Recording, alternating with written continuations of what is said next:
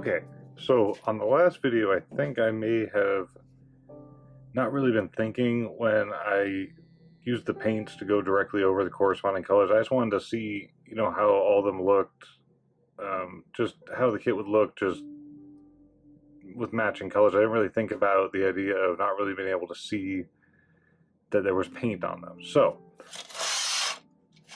I'm going to take these, and we're going to use these as a second video. Do a paint test on those. So, this is white and black, so I'll throw a red or something over that. Oranges, maybe I'll do black and yellow, not yellow, black and blue, just like that. So I'll just go across these, what we got here, and I'll paint these. And hopefully that'll be a little better of a review than just showing the paints.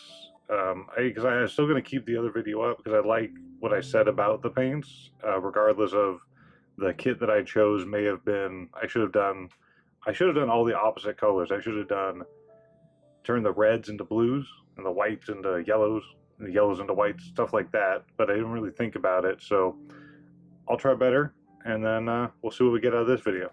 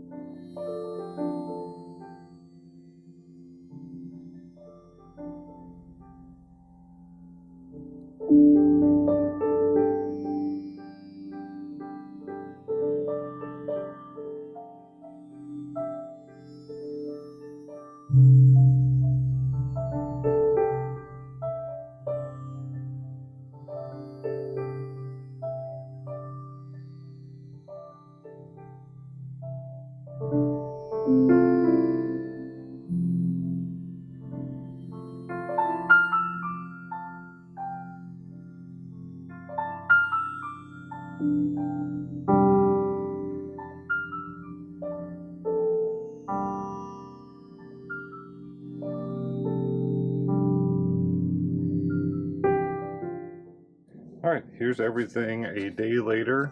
Let these 24 hours cure, so you can get a really good idea about how well they adhered and see what they look like on the bare plastic, like I was saying. So, start with the yellow, which was on white.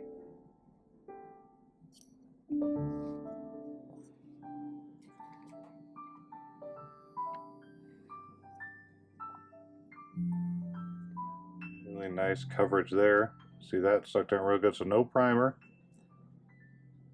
About two to three coats.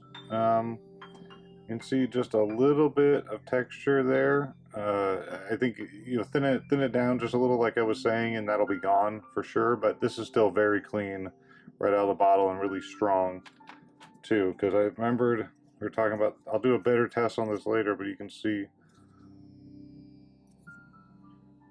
it's white.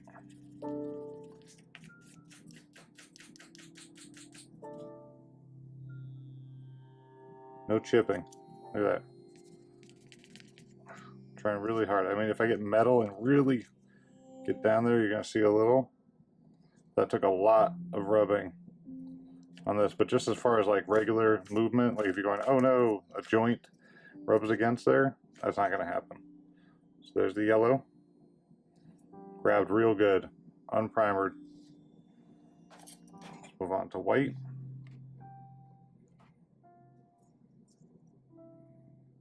I see in the video, this was over the red from the Messer. It's kind of salmon, I guess. But, I mean, that went down real nice. I don't see much, if any. Maybe a little bit of pink coming through there where I didn't do full coats. But this was about, let's say, 3 coats on the white. But, again, that stuck down real nice. Now, the blue, I did that over, it was the orange and black. You can see that covered up real nice. I don't see any orange coming through. But you'll notice this area I thinned with a little bit more leveling 400 fluid, and you see it's a little bit smoother. Little texture got on here. Now, it was a hot night last night. It was 99 during the day, so about 89, 90 at night. So not ideal for lacquer. But you can see a little bit of texture there, and then where I thinned it down there. Now, this is again minor, and that's just from the sprayer, but a little bit thinner. Just a couple drops of level 400 in your cup after you squirt the base out, and then you should be good. So there's your blue. The red. Now this is over metallic. The red sprayed real nice without any extra thinner. You can see that's real smooth. The red is very impressive. You can see that was on metallic, so you can see I did at the back just a light, maybe one coat, and it kind of did a little bit of that, kind of making a metallic red coming through there. So think about that if you're going to throw down a silver coat first and then maybe one layer of this, you'll get a little nice shine. But other than that, there's it fully on there. And again, same. Now I didn't do the video of the black because, this is over green and pretty much black's going to cover everything. So there's the black. It's actually very glossy, spraying it, and that was right out of the bottle. Now this kind of is a tricky part. So this was the dark iron. Now I didn't do this over metallic gloss. I probably should go do it over this and see what it comes up with. I'll do that, and then I'll do that later and put it at the end of the video. But so there's the dark iron just on a matte non-gloss base, just right on the plastic. That was red and white, if you remember from the video. I like it as a frame color, honestly, because it's got the metallic in it, but it also has a, it's not overly metallic. But I mean, I'll go with Gaia for some of their metallics to mix it up a little bit. Now here's a little bit, you can see the difference. I left that raw plastic there, and there's the gun metal. That went down really smooth too, you can see, and I'm sure over a gloss, when I do it over the black, you're going to see a lot more pop from it, but I really like that for the gunmetal. And then the Zaku green, that went down really smooth and nice. So I think the bigger issue I had was the blues and the yellows seem to be more thick than the other ones, but it just depends on the heat of the day. I still think you should give a couple drops of Mr. Self-leveling 400 into your cup when you're spraying, mix it up, and that will help you out a lot. And then you just put in what you need, like a drop here, drop there. But there's the green. All right, so after I'm gonna clear all this away, and then we'll do a close-up with the scratch test that I was doing on the yellow. And honestly, when I did the scratch test before, like a piece of metal will chip away, but that's gonna chip all the way to the plastic. This is chip resistant, highly chip resistant to, like if you're rubbing like joints, around joints where it's rubbing, it's not going to chip. Maybe you make an accident or you're masking and you peel some of the paint up. This will not peel up from masking, I assure you. I had to try really hard to scrape off that even little tiny piece of white that you saw, and then I'll show you later with the metal, and I'll put some masking tape on it. So up next is that. What I'm going to do now is I'm going to take this gloss black, or semi-gloss black, and I'm going to take it over and throw some metallics on it so you can see what that looks like. All right?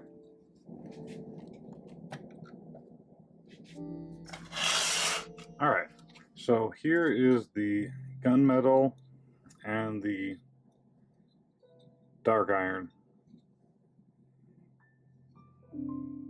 Gunmetal on top over the gloss black. So I think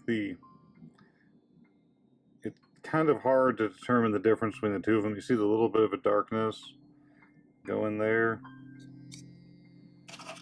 Yeah. The gunmetal side of it and the dark iron. But when it's on a gloss, sort of gloss surface, it's hard to determine both of them. But I mean, they're a nice metallic. I would be curious to see what they look like on a real gloss and then extra thin down, but not entirely a fan of these metallics for like metallics, but I think these are great for under components, like frame bits and components under there. I would say those, that would work great for those, or a different metallic color or surface. But I mean, I like them. They're good colors, but I'm more partial to kind of a brighter metallic as far as, you know, there you go, that's a good, you see a little bit of a difference between there, but there's not too much of a difference between the two. You got the dark iron below, which is darker, and the gunmetal above. They're a nice metallic. I think same resistance, same chip resistance, but there it is. So the other thing I wanted to show is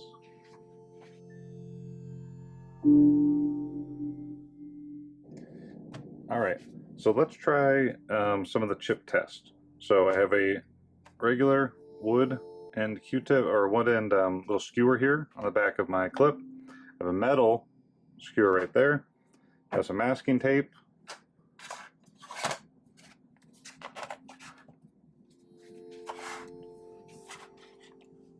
And then we'll see what else I can screw. But then I got like a nice tongue depressor, a little bit harder.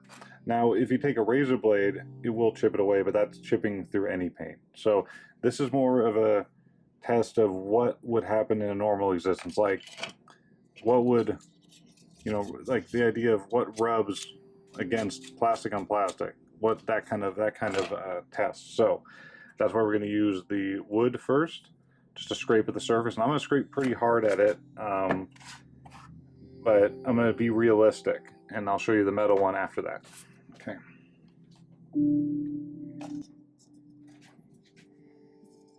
Focus.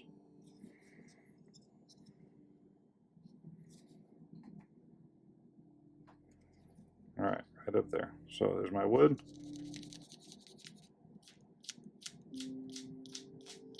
Now this is silver underneath, so we should be seeing some of that, right? You can hear that, right? And here's some chips, like, so you can see little minor, that's not even a scratch, that's like a scuff. Okay, now, let me zoom out so you can see my full motion, so you can see that I'm not pulling punches on this one. Okay. Focus. You can see right there, so we got a little bit of a scratch from the last one. Focus again. But again, look at that. That's not even like a top coat. You have top coat over this, that's not scratching. So that last hit got a little one, but that's not like a chipped away scratch, it's a minor scuff. So that takes a lot. You saw how hard it was hitting there. As far as this going around joints and rubbing, I doubt you're going to see much chipping as opposed to, well, I'll show you in a little bit. I'll go give a spray on some other lacquer just on a raw piece, and you'll see how it chips away. Probably not as bad, but like that's real nice. Okay, so let's get the metal one. So here's metal. Now you're going to see it chip, but if we're just, so with metal, and that's scraping all the way down to the plastic. So a metal, that's your limit. But metal in a normal situation is never going to be coming near here. But I mean, that could be pretty cool for some chipping. But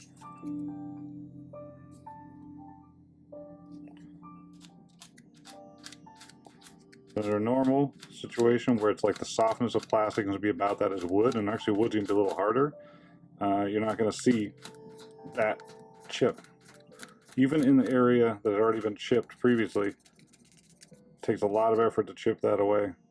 And that was after just that was the metal.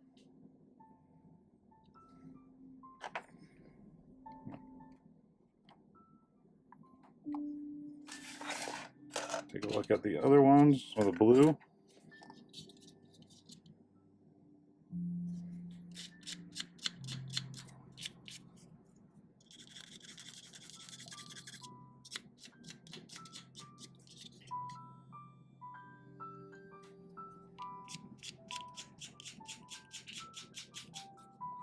So you can see, I mean, there are scuff marks, but that's going to happen no matter what. But you see how there's nothing chipping away?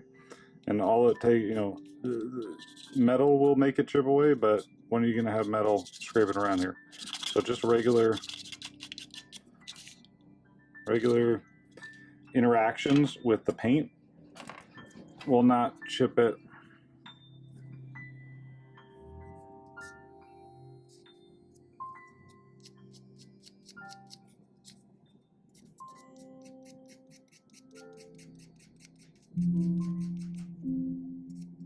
Remember, that's red under there, so let's just try to get some red.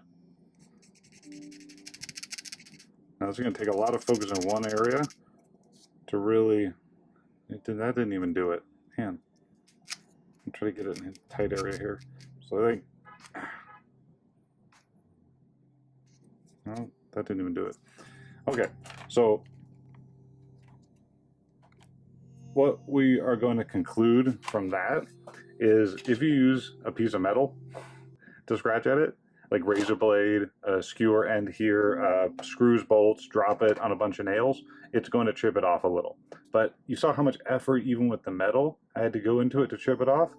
And then the wood skewer is going to be closest to how the plastic is going to interact with itself. So you have a frame and armor piece at a joint that, you know, usually that rubs off a little bit. I like it because it gets you kind of in a regular situation of a kit, it kind of gives you a mapping of where you would need to chip or wear or whether put some wear lines there. But I know that's not ideal, especially if you're masking. This is not going to peel up when you're masking. Put a top coat on top of this, you got extra protection.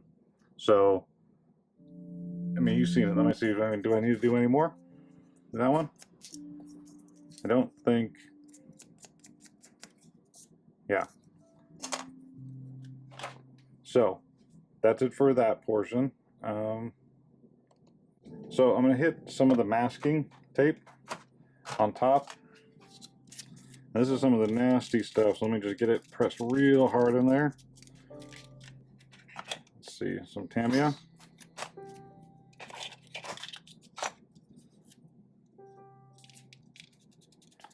Press it harder than you ever really would. Let me just really rub it in there. Let's see what we got.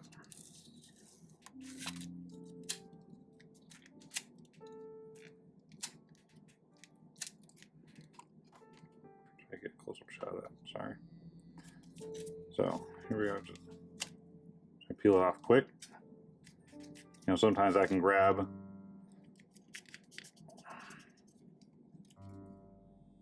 Remember, this is primerless. There's no primer under this. So let me do one more test with the masking tape.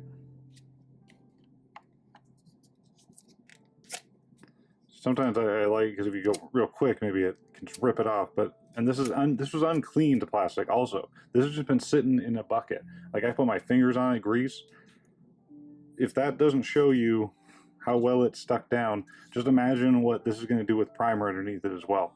Or like you primer it and then sand it and then throw this down. Heck, maybe even use the black as a primer, you know? If you're going to be tackling other paints on top. But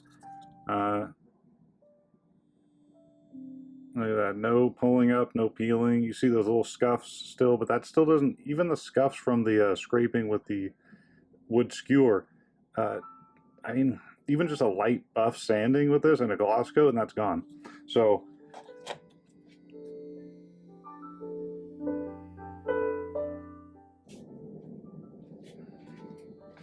I took one of my, this is just Mr. Color custom mix from the manual. This was no primer surface, and I just sprayed it on. I'm going to show you how much of it comes off,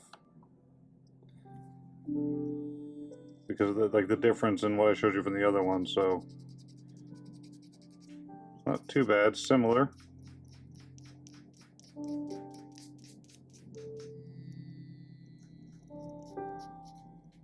Oh, we got one. Alright, so there was a weak spot. And see, that was probably where some grease was. Yeah, another weak spot right there. Now, remember, I was rubbing this hard on the other stuff too, so just to show you an example of, you know, how This is still taking a little bit of effort to get the lacquers off. Lacquers stick well down to plastic on their own, but this was definitely not happening with the Gpaints. So you can see right there, you know, guaranteed. You know, chip with the metal. I mean, that's kind of, I mean, it is cool if you're trying to do that kind of chipping, but you might as well just get some release or a fluid down there so it's a little easier. So my main point is lacquers on their own do stick well to the plastic, but you can see a big difference in the stuff I was chipping away on this bare plastic unwashed, and both of them, you can just see right there, both of them were handled with the same stir stick, same toothpick, skewer, and you can see the Mr. Color My Mix lacquer definitely peel it up. Now, I wouldn't be concerned about this because I was pressing really hard and heavy on it, but there have been times where I've masked something and pulled up some paint and had to restart and redo it. So I'm going to think about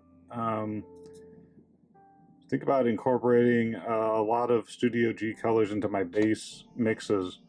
I may still try to see if I can mix some of my Mr. Colors with them and try to gain some of the, when I'm doing my custom colors, gain some of the stronger adhesion of the Studio G colors, or as they start coming out with more custom colors, just start picking those up, like I was saying in the previous video. So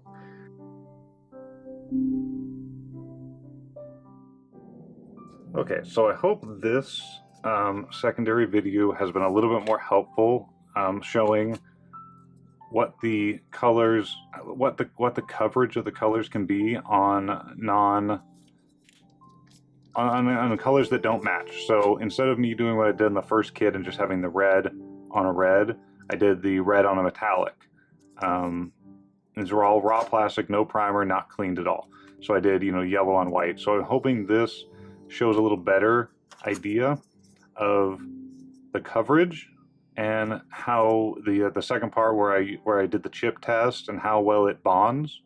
And I hope that it shows how much pigmentation's in there. You know, 2 or 3 coats covers over the previous color, and I don't see any of the previous color coming through on any of these, except obviously in this one area. And remember, that was the area that I finally got in there with just metal, and that's the only thing that chipped it.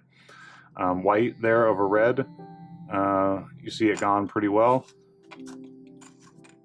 And then I still stick to the one thing is just, you're gonna need, depends on your preference. My preference is a little thinner. So I would still recommend very slightly, just a couple drops to start. Whatever, if you fill up like half a cup for spraying, just do about, you know, 5 drops of self-level, see where you're at there, do a couple more, see where you're at there. So instead of having to pour out half the bottle and re-thin it, just do your thinner in your cup, in your spraying cup. So start out, just see how it feels, add a couple drops, mix it up, you know, with the toothpick. Mix that up inside the cup, spray it a little bit more, see where you're at. Do your tests that way, and you know, feel free to let me know what you've come across that works really good for you, how much thinner ratio, and then I'll start testing from there. But I hope this has been a little bit more informative than the first one. I kind of got, the first video I got into just, don't really know what I got into with that one. It just, I don't think it was as, it wasn't as informative as I would have liked. I'm hoping this showed at least the paint's coverage. And, you know, down the road, I think I'll mix up a few more of these custom, and I'll do another kit with custom mixed colors, maybe a little bit of modulation from the list. But for now, this is what I've got, and I hope the videos are improving. And that's, you know, keep watching. Thank you for your support, and check out the website for Studio G, and give their set a try. Even if you just want to test out one, I would recommend highly red and white. So if you're going to pick up any, if you don't want to pick up the full set, if you're still a little worried or cautious, pick up the white and the red, and I'm sure you'll be very happy. And yeah, thank you so much. Bye.